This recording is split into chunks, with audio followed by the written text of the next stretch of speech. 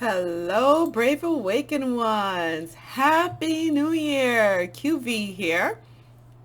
And I'm here to share this pretty awesome meditation prayer that was given to me. I actually started doing this yesterday, and I was told today, it's my choosing as a master whether or not I want to share this information. So, the way I'm choosing to share it is I put it on my blog. So you can go on my blog and you could click right here. There you go. Right click. And you could save the image and then print it out. Do what you will. Share it. Okay. The meditation and prayer is listed right here. The mantra. You could start it today up until April 12th, 2022. Now, I'll just read here. I was guided to make this Sri Yantra and share it with those who have the eyes to see and the ears to hear. May it serve you well. This mantra is to be said January 9th, 2022, which is today, Eastern Standard Time, to April 12th, 2022. The day of the Neptune and Jupiter conjunction at 23 degrees in Pisces. Here we go. And this is why I'm sharing this meditation. Here is the Jupiter-Neptune conjunct, 23 degrees Pisces. Extremely important for what we're going through as light workers, okay? Light workers, light warriors, whatever you want to use. Because these coming together signifies coming into our fullest, coming into our highest divine form for this lifetime. That's the way it was put to me. Arising as your highest divine form for this lifetime. So you can print it out. You could also put it as a screensaver on your phone or on your computer, which I did actually. And FYI, warning, when doing this meditation or even looking at this Sri Yantra, these are the symbols for Uranus, Neptune, and Jupiter. Just looking at them right now, even you're going to feel your crown chakra big time opening up. And you're going to feel some pain in your spine, in your back, especially like right in between your shoulder blades. The way it was shown to me was like the energy. Ooh, I'm feeling it right now. It's like this tightness right in between your shoulder blades. And it has to do with your, oh my God, it's almost kind of painful. It's your heart chakra and your higher heart chakra. Major activation, okay? So if you're ready to do it, do it. Alrighty? Use whatever crystals you want. Use your wand, blah, blah. Whatever mudras you want to use, it's up to you, okay? I'm just sharing. I'm not here as a Sherpa, okay? So you say, Divine Celestial Being Neptune, I invoke thee. I embody your divine energies and powers. So as a master, what I was told by Thoth is that you have the divine right as a master and you're not overstepping your bounds to call in the powers. God has those powers out there, and it's for us as masters to actually pull in the powers, invoke the divine being, which is these celestial beings, and then draw in their powers and energies, become one with the powers and energies, embody the divine energies and powers. And when you embody those divine energies and powers, you use them to manifest what it is you want to manifest. Because I asked Yeshua, he said, stop begging. That's what he said to me. Yeshua told me, stop begging. He goes, did you ever see me ask? I did not ask. He goes, I just expected God's highest and best for me. And I said, thank you. I gave thanks. And I said, dang, that's what I've been doing. Like, oh God, please. Oh my God, can this happen? Oh God, please. That it's like, no, you have to ask. But in that, you have to be 100% responsible for what it is you're creating. This is what we're stepping into as total and complete masters, for stepping into our highest, is that, like, I'm nervous just saying it. You can hear it in my voice. I'm nervous literally just saying it, okay?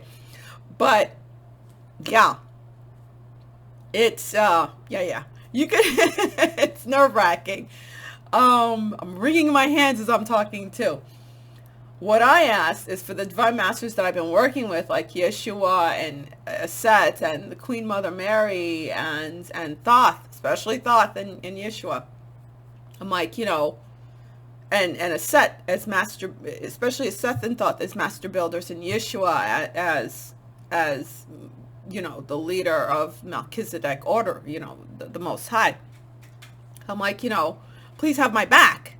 You know, let me know. And I also asked divine intelligence. I said, let me know when and if I'm overstepping my bounds. I don't want to ever overstep my bounds, which God, I was shown literally God is stepping back at this point and allowing us to manifest. Oh, saying, hey, okay, so what can you do with it? Here you go. What can you do with these powers? And think of the Kabbalion. Go back and read the Kabbalion. And I have videos on the Kabbalion. No, I'm not going to do stuff over. I know there's some newbies here. I'm not going to do stuff over. Been there, done that. If the videos are still there, you can find them, or you can go on my blog. But strongly suggest the book The Kabbalion and rereading the Kabbalion too. We've managed to stabilize the pendulum swing to the right, to the higher. Okay? So now, since everything is a spiral, now we're spiraling up to that next level, and you have to take that pendulum swing and stabilize it to the higher again, for the highest and best. Could you go swinging to the other side, to the darker side? Yes. It's the same coin, and there are two sides to it. There's the dark and the light. So now it's time for you to stabilize again to the higher. And again, be careful. You could swing left, so to speak, and go to the dark side with your powers.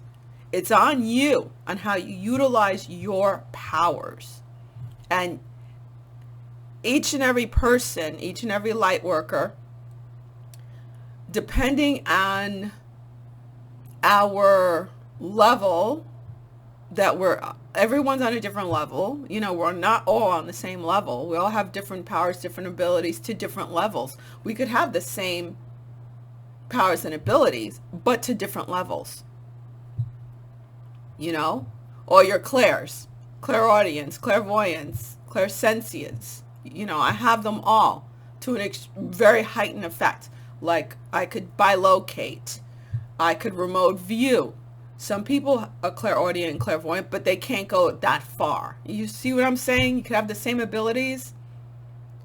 It's like understanding a language. Like, say, you know, I could speak a bit of French, whatever. That's my heritage. But can I go and read a French novel and understand everything I'm reading? No. Can I carry on a really long, intricate conversation? Absolutely not. I will be laughed at. As my family call me, le touriste, because I sound like a tourist when I speak French. So that's what I'm talking about. Okay? So you're just asking, you're just manifesting, asking and manifesting for these energies and powers to take you to your highest and best for this lifetime. Okay? And Uranus, yes, I threw Uranus in there because Uranus is an extremely important celestial being for this awakening and ascension. It is what's going up against the Saturnian, the Saturn energies to bring in the new. Okay, to break down the old and bring in the new. So what the Uranus energies is going to do in this Sri Yantra, in this meditation, is strip the old away from you. And trust me, I've already experienced it. Woo, child, I've experienced it. So that's what's going to happen. Okay? So you can print out the entire thing, say it, and again, it's up until 4/12. And why now? Why start now? Because Jupiter has re-entered the constellation of Pisces. Jupiter has re-entered Pisces and is going to be there until the 12th of April. Okay? And Jupiter this week is supposed to be going to the 3rd degree of Pisces, because before, when it came in last year, it only went to the 2nd degree and then left again. Now it's back again. So with it going to the 3rd degree and onward, 3 is creation. So we're going to, I think it's midweek, we're going to reach that point of creation once it hits the 3rd degree. And what are we creating? We're creating, invoking these energies and powers so we may arise to our highest divine form for this lifetime. Jesus, my neck. Holy crap, every time I look at this thing. Okay? And this is something you do on your own. This is not something you do in a group. This is very personal. This is very private. It is about you and you alone. All right? So may this serve you well. And quick update. Thank you guys for all the prayers and meditations sent and suggestions from my nephew. He is alive and well. Not gonna lie, my sister decided to also give him chemo, which y'all know I'm not happy about, but it made him rather sick, but he's still on all the natural stuff that I have him on. And let's put it this way, they gave him 8 to 12 months to live, and he's doing so good, the doctors are shocked, quote unquote. Okay, the tumors in his body have gone down more than 50% now. He is on RSO oil, and he's on turmeric tea. He's on a lot of different teas since he likes the teas. And he's on several chickpea leaf tea leaves. And he's also on the soursop tea leaves. Okay, so that's what he's taking right now. So thanks again for all the prayers. The kid's gonna be all right, God willing, you know. Alrighty, much love out there. Peace and Happy New Year, and this is the best year ever.